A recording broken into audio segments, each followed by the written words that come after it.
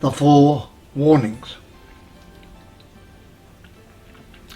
Cathar Love 150.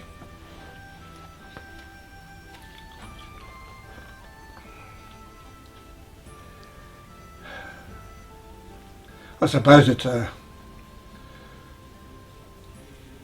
landmark, 100, 150, 200 videos to do with Catharism, spirituality, mysticism, and I find that the two groups that seems to miss out on mysticism in a big way is those belonging to religion and those who are atheists, because religion has its truths and they're already documented, so there's not much point for new messages, mystical messages or spiritual messages coming in.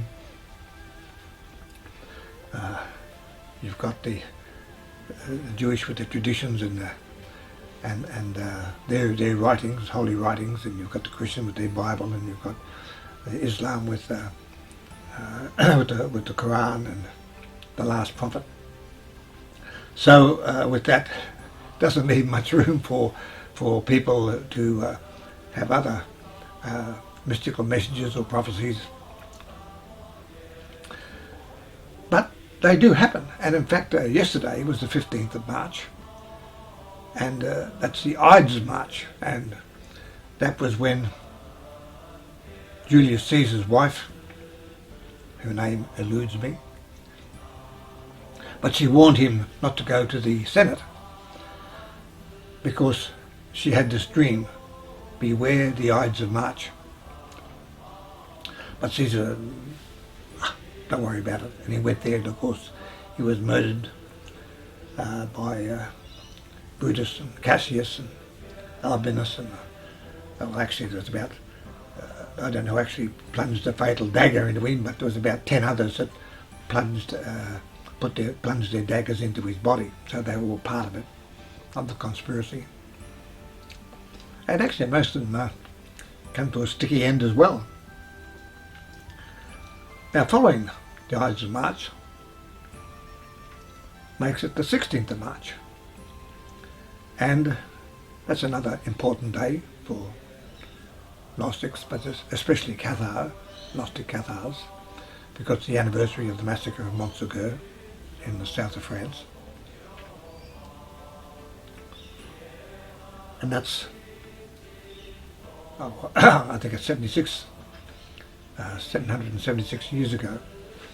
This is the 776th anniversary. I haven't checked my mathematics before that.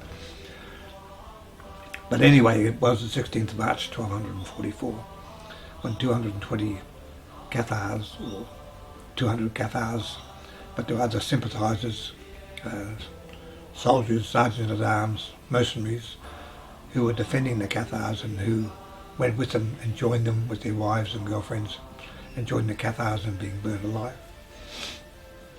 So it's a very, very important day. Now, I've been back to Montségur, seeing I was there at the time with a few others who were alive at this time. We were burnt together. So I've been back twice, and it's a great place, but just at this moment we're right in the middle. We've been going more than a month now with the coronavirus or COVID-19, and it's been a disaster for many countries. Some countries are getting on top of it.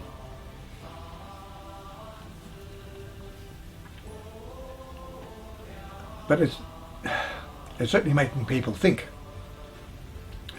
And harking back to Julius Caesar, the point I wanted to make with the Ides of March was that his wife was warned mystically. It was in her dreams. This is a mystic message that she gave to her husband, and he ignored it. So that was the point of mentioning the Ides of March. But we are given warnings. Now, those in the world of spirit, as best I know, apart from some people who have revelations like the Quran and so forth, they don't normally write you a letter. Even if you get it, you have to write it down yourself. But I've had to date, one was only a few weeks ago, 4 warnings about the possible extinction of mankind as we know it. Basically through overpopulation of the planet and overproduction, using up the planet's resources. And people basically talk about there's a whole range of things we can do, and if we did do it, we could avoid a planetary extinction. But the plain fact is we can't get governments to do it, and we're certainly not going to stop people copulating and populating. China tried that once, and now they've even gone off that. So because of the viral epidemic or pandemic, it is now termed, that's going around the world, I think it's fitting that I'm simply today just going to read the 4 warnings in my book, Petal Leaves and Thorns.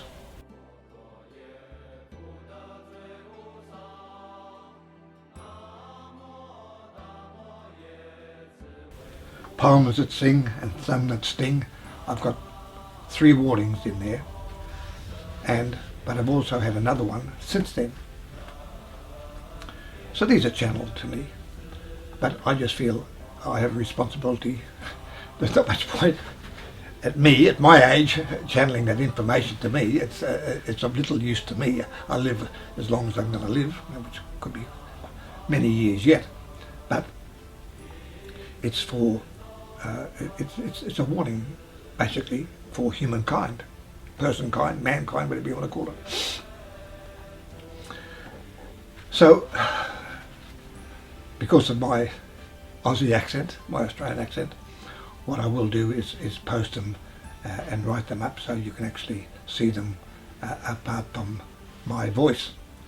But I do feel, I think this is a good time to read it. The thing about it is, it just says, even though a world extinction is going to happen, it doesn't mean everybody or everything will be made extinct.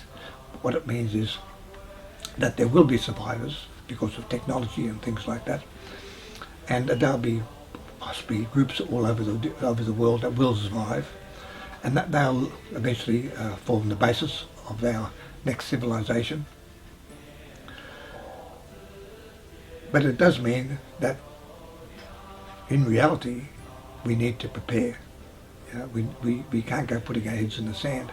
And I think this COVID-19 is a very, very good example of just how nature can kick back in its own way and cull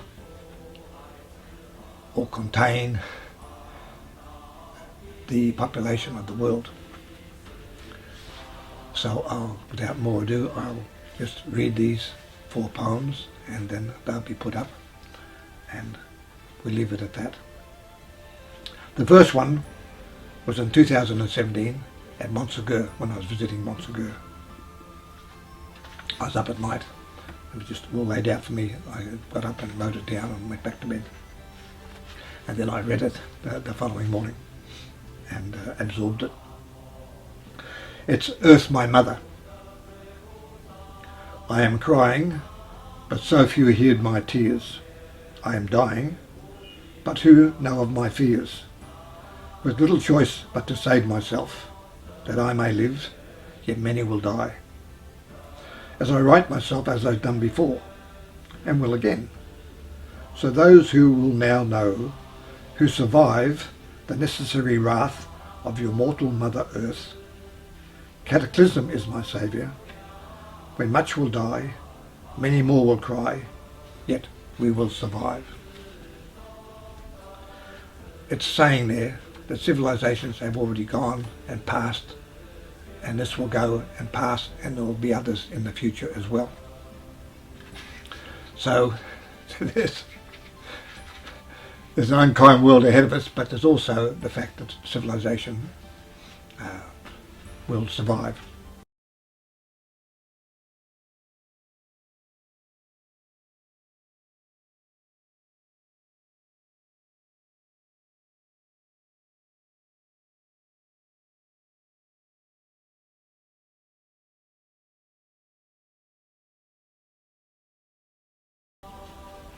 The next one is just called Prophecy. Second warning, and that was in Sydney in 2018. So that's a few years ago now. Prophecy. Instead of goodness and kindness, and each according to his or her need, it's been overpopulation and overproduction, fueled on by gross ignorance and stupid greed. Though we have already been well warned, yet those dire warnings are still being ignored. Warning by those here, wise on earth, as well as those from the deeper beyond. We bear witness to the poor growing poorer, the homeless with even less for their needs, while the wealthy fatten far wealthier, with no limits in sight for their greed. But dark days and nights they will come. They are already visible on our horizon. For planet Earth has left no choice but to rebel by turning our wondrous Earth into an unkind hell. Overpopulation driven on by religion, overproduction driven on by the state. Because this won't ever cease or end, we then have already sealed our fate. So much of Earth's shores will disappear, because melted ice oceans will rise high. Earth's populations will plummet down as good land sinks beneath the waves. From a wild weather turbulent world abyss, with less land, a less loving planet will emerge, with far fewer people compared to our many, whose saviour will be science and technology. Our planetary history will speak out then of how Mother Earth should have surely been, when our blue planet was so lush and so green, our own Earth Mother, but with an ungrateful child, us. So between people, religion, state and greed, constantly fueling growth and toxic pollution, we did deeply wound our planet's sweet nature. But now it needs to repair, so we need to prepare. For to make Earth cry means many must die, to return the population to that level at where it will be sustainable.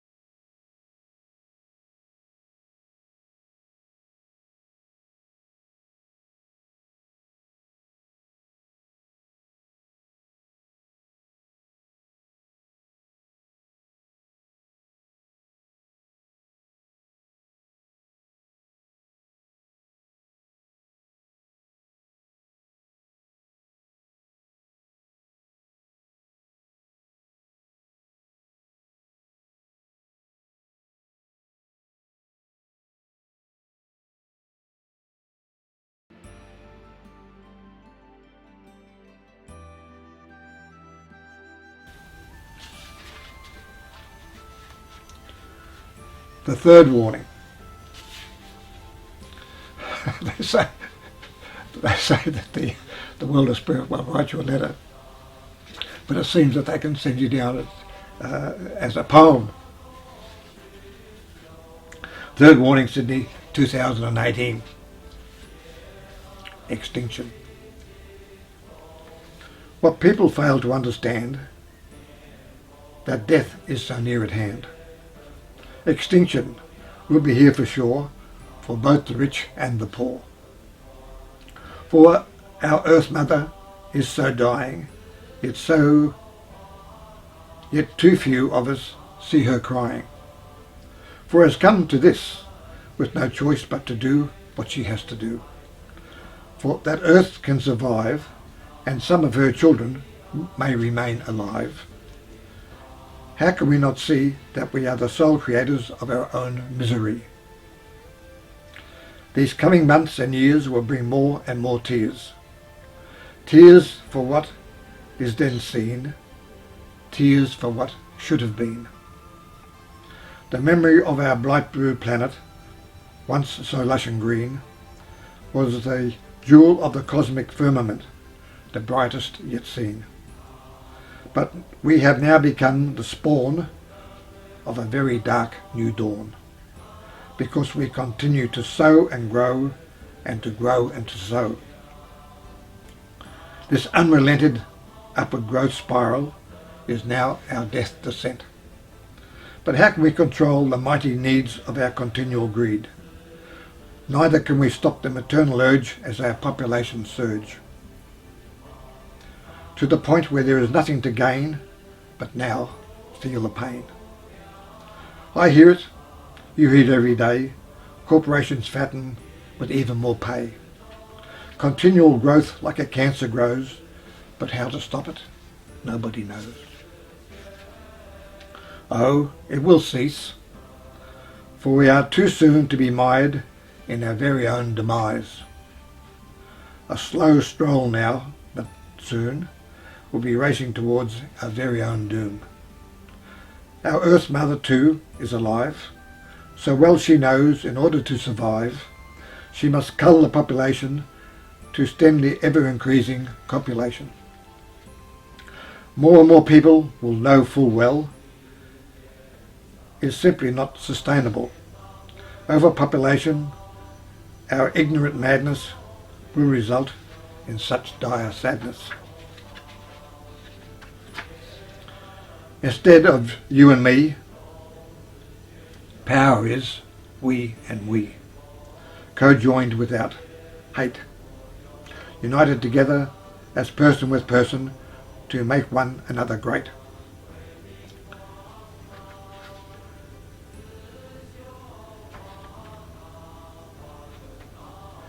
Power is in our hands when we join together in common cause with you. We can call the shots, play the tunes we want the politicians to dance to.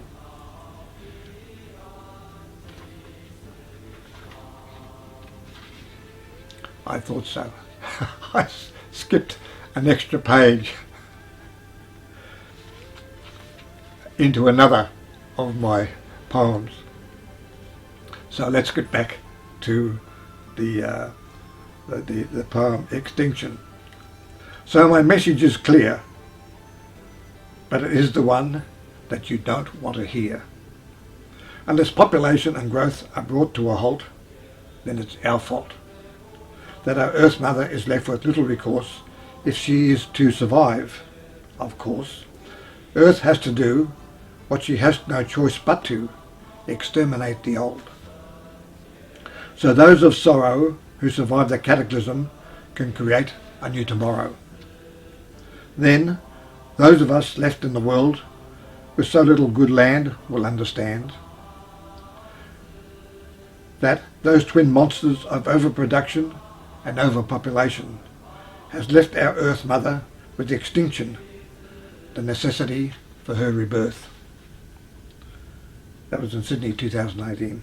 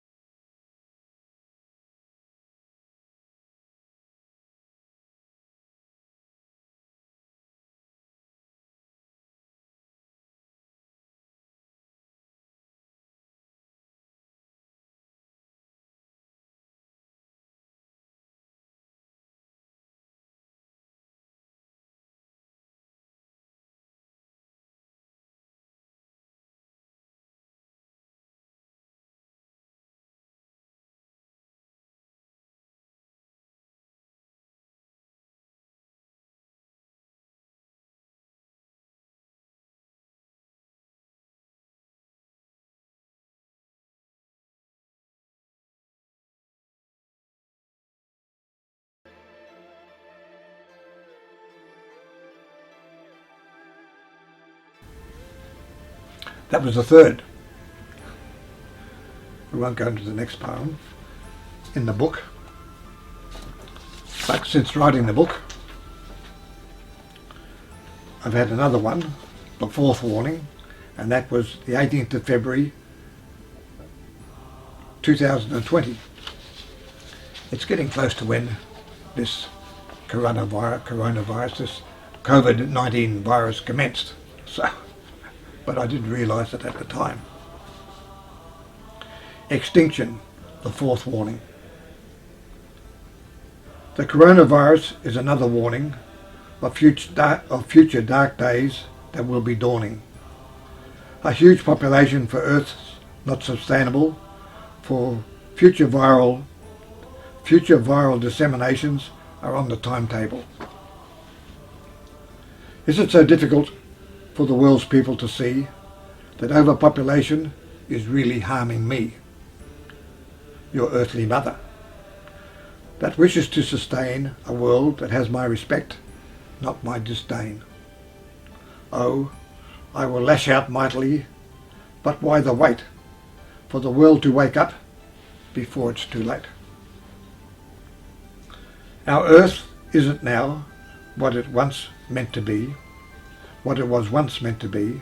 Why can't we all live in harmony, sustainably? On our blue planet there is meant room for all of creation, but we need to heed nature's call to protect, nurture, save our environment. At Earth's suicide are we lemmings sent to our slaughter? Rather, we need love and respect for both, below and above. The oceans we are filling with plastics, polluted, fouled. The situation's drastic. Where, oh where, is there someone out there who can light up our way, stand up and say, if we don't give our environment more room to grow and bloom, then it's our very own doom that will be taking place for the human race. Surely you see, we are creating our future misery.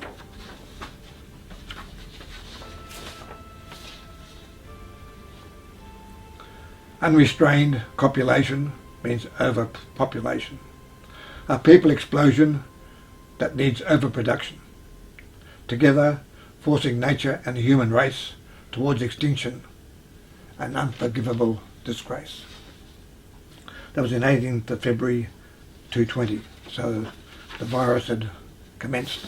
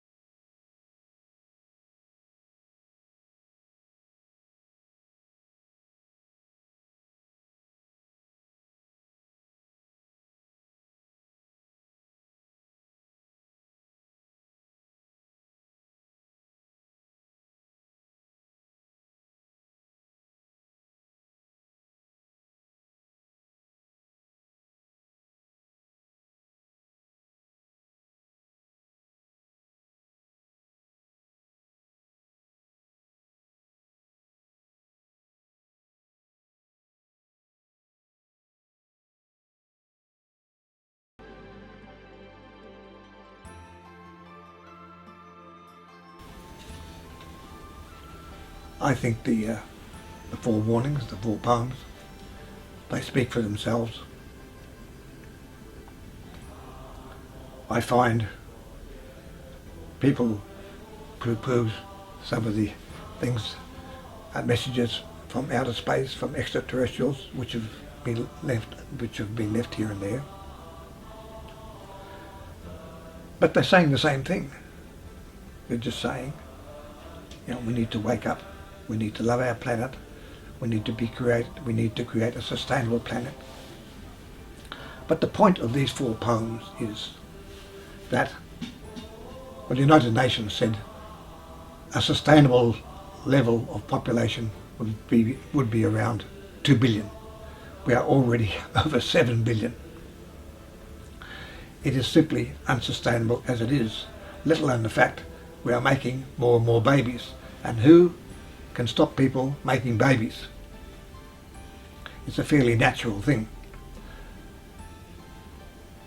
And what business, what company, doesn't matter how small or how large, doesn't want to grow 5%, 10%, 20% in the next year and the years to come, overproduction. So these two, it doesn't take a rocket scientist to work out that you have overpopulation, too many literally for the planet, and you have overproduction, which is using up our resources. Even if the people, young kids already understand the seriousness even more than many adults. If we can't get our act together, and I don't think we will, I think we will in some areas, I think the warning is then if you don't do that, then you need to prepare for the future that awaits you. Now what that preparation is, that's each person's got their own idea. I won't go on any further. I think with the situation in the world as it is, I think those 4 warnings I'd like more people to know about them, make their own judgment. But what they say, irrespective of their source, what those poems say, those 4 warnings, it's really putting it out there in front of us, and we can take notice or not take notice. That's up to each individual. Bye for now. Talk again.